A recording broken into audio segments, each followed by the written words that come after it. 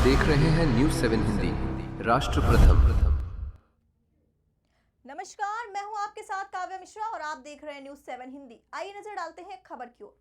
उत्तर प्रदेश के सीतापुर जिले से सरकारी राशन वितरण में गड़बड़ी का मामला सामने आया। विस्वा तहसील की ग्राम पंचायत कमुआ में कोटेदार विशाल पर राशन में घटतौली करने का आरोप लगा है। आरोप है कि बोरा काटकर रखकर कार्ड पर आधा किलो गेहूं और आधा किलो चावल दिया जा रहा है, जिसका वीडियो भी सामने आया है, जिसे ग्रामीण साक्ष्य के तौर पर पेश कर रहे हैं। वीडियो वायरल होने के बाद प्रशासनिक कार्रवाई की मांग तेज हो गई है।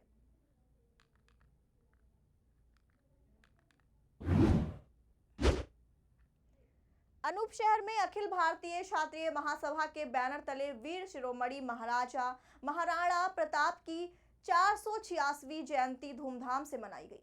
सौभाग्य वाटिका में आयोजित विचार गोष्ठी में वक्ताओं ने महाराणा प्रताप के शौर्य, त्याग और बलिदान को याद किया। मुख्य अतिथियों ने युवाओं से महाराणा प्रताप के जीवन से प्रेरणा लेकर राष्ट्र सेवा, बेहतर शिक्षा और सामाजिक एकता का संदेश दिया। कार्यक्रम में अतिथियों का पगड़ी पहनाकर सम्मान किया गया और सैकड़ों क्षत्रिय समाज के लोग मौजूद रहे।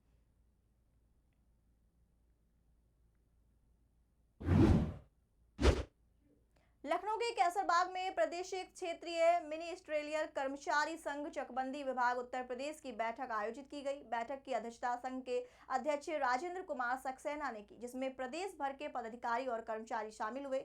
बैठक में संत कबीर नगर की घटना की निंदा करते हुए लिपिक स्वर्ग की पदोन्नति, गृह जनपद में स्थानांतरण, नए पद सृजन और मानचित्रकार संवरण की समस्याओं को प्रमुखता से उठाया गया। संघ पदाधिकारियों ने कर्मचारियों की मांगों पर जल्द कार्रवाई की मांग की। वहीं अध्यक्ष ने आवश्यक कार्रवाई का आश्वासन भी दिया।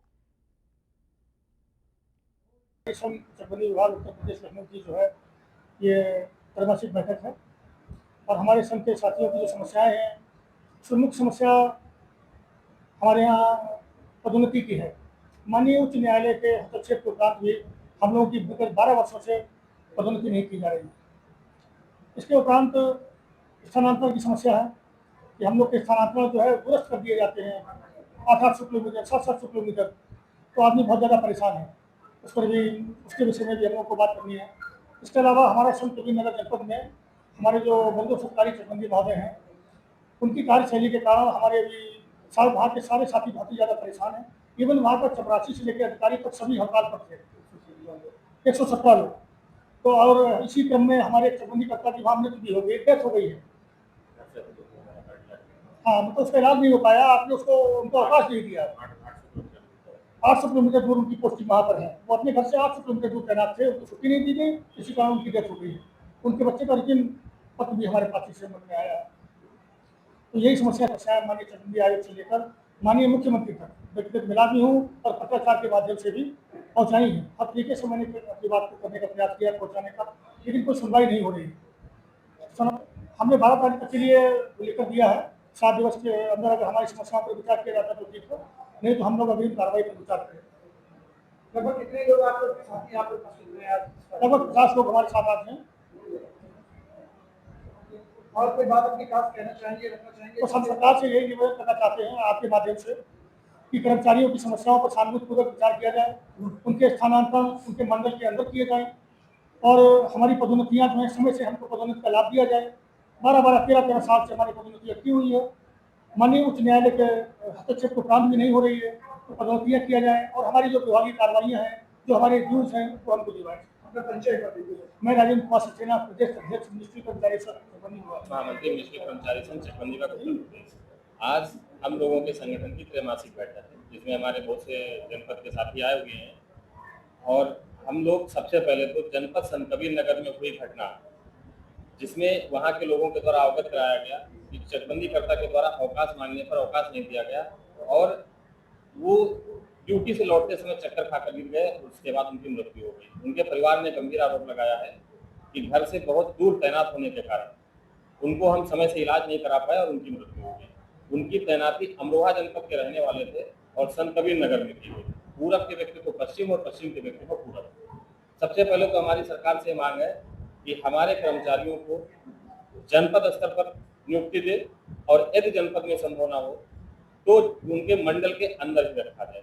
क्योंकि ऐसा नहीं है कि अमरोहा जनपद का रहने वाला व्यक्ति संतकबीर नगर में नौकरी कर सकता है। अमरोहा के अगल बगल में चकबंदी चल रही है। यदि उनको ट्रांसफर करना है तो बगल के जनपद में करें, शिफ्टिंग करते हुए चले, इधर को थोड़ा आगे बढ़ाए, थोड़ा इधर, इस प्रकार से कर सकते हैं। दूसरी चीज ये है कि हमारे यहाँ लिपिक संवर्ग का प्रमोशन पिछले 12 वर्षों से नहीं हुआ है, और जब माननीय उच्च न्यायालय ने हस्तक्षेप किया तो डीपीसी तो कर दी गई, लेकिन आदेश डीपीसी करने के आज 1 महीना 3 दिन बाद तक भी नहीं जारी किए गए, और उसमें कोर्ट ऑफ कंटेम्प्ट भी हुआ है, इसके बावजूद भी हिलाहवाली हो रही है। दूसरी चीज ये है कि हमारे यहाँ जनपद स्तर पर कनिष्ठ लिपिक और वरिष्ठ लिपिक के 2 ही पद हैं। इसके लिए पिछले 1 वर्ष से हम लोग प्रयासरत हैं, और शासन स्तर पर पद बढ़ाने के 2014 की नियमावली के अनुसार पद दिए जाने के लिए पेंडिंग है, लेकिन शासन उस पर कोई कार्रवाई नहीं करता है। हम लोग जब भी जाते हैं आश्वासन देकर के वापस भेज देते हैं, और कुछ अन्य मांगे हैं उन पर भी न शासन स्तर पर न हमारे निदेशालय स्तर पर कोई कार्रवाई नहीं की जा रही। इसलिए आप लोगों के माध्यम से हमें कहना चाहते हैं कि संघ की जो भी समस्याएं हैं, जो भी हम लोग शासन प्रशासन तक पहुंचा रहे हैं, उनका यथोचित निराकरण करें, और इस बार के ट्रांसफर सत्र में हमारे कर्मचारियों को भले ही यात्रा भत्ता ना दें, इसके लिए संघ लिख करके दे देगा कि हमारे कर्मचारियों को यात्रा भत्ता नहीं चाहिए, बट उनको उनके गृह जनपद में तैनात किया जाए। यदि गृह जनपद न संभव तो मंडल से बाहर कदापि न निकाला जाए, क्योंकि हमारे कर्मचारी समूह के कर्मचारी हैं, उनको वहां जाने पर ना आवास मिलता है, ना तो उन्हें चपरासी मिलता है, ना तो को खाना बनाने वाला मिलता है, सब कुछ अपने हाथ करना पड़ता है, कोई सुविधा नहीं है। हम लोगों को आवास के लिए अगर अप्लाई करते हैं वो भी बड़ी मुश्किल से मिलता है, तो नहीं मिलता है। और ग्रुप सी के कर्मचारी अल्प वेतनभोगी कर्मचारी होते हैं, इसलिए इनको गृह जनपद में ही रखा जाए। यदि गृह जनपद नहीं दे रहे हैं तो मंडल से बाहर न निकालें, ये मांग हमारी आप लोग शासन प्रशासन तक। चकबंदी विभाग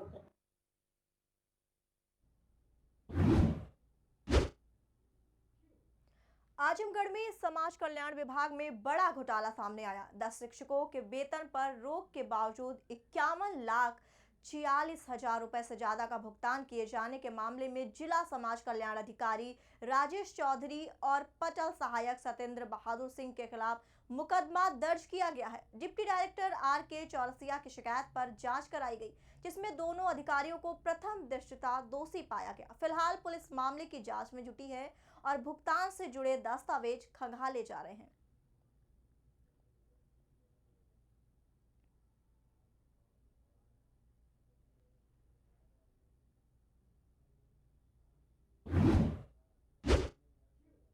बांदा में रिश्तों को शर्मसार कर देने वाली वारदात सामने आई। यहां एक युवक ने जमीनी विवाद में अपनी ही मां और छोटे भाई को गोली मारकर मौत के घाट उतार दिया। डबल मर्डर की इस घटना के बाद इलाके में सनसनी फैल गई। वारदात को अंजाम देने के बाद आरोपी मौके से फरार हो गया। सूचना मिलते ही पुलिस अधीक्षक समेत आला अधिकारी मौके पर पहुंचे और जांच शुरू कर दी है। वहीं फॉरेंसिक टीम भी घटनास्थल से साक्ष्य जुटाने में लगी है। मामला बबेरू तहसील के पीछे का बताया जा रहा है।